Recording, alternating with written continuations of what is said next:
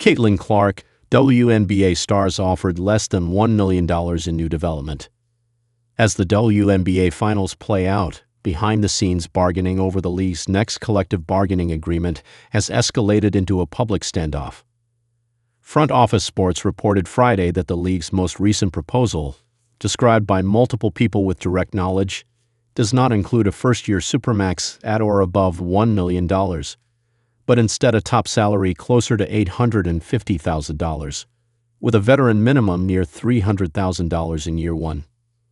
That means that while NBA superstars like Shai Gilgeous-Alexander and Jason Tatum earn more than $60 million annually, WNBA superstars like Caitlin Clark and A'ja Wilson might not even see 2% of that.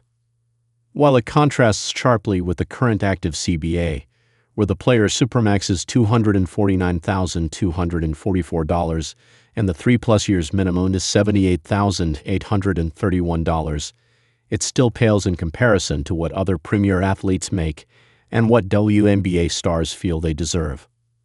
The numbers represent a step up from current pay, but the reported structure of the league's offer, sources say it resembles the present system in which revenue triggers must be met before meaningful revenue sharing kicks in, is the root of much player friction. Players have pushed not only for higher ceilings and floors, but for a pay model that adjusts more transparently and quickly with league growth, similar in principle to the NBA's revenue-driven split. That dispute has led to several WNBA players speaking out. Minnesota's Napheesa Collier, a WNBA vice president, recently criticized league leadership in blunt terms and has been a vocal advocate for greater player input on issues ranging from pay to officiating and player safety.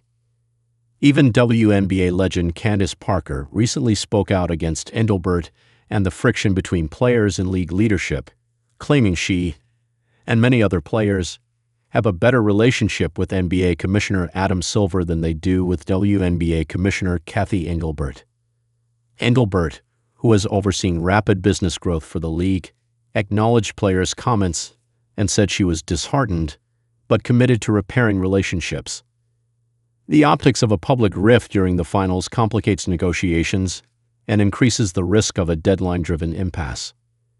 If the reported $850,000 figure is accurate, the WNBA would be presenting a compromise that increases top pay materially but keeps growth tied to performance triggers.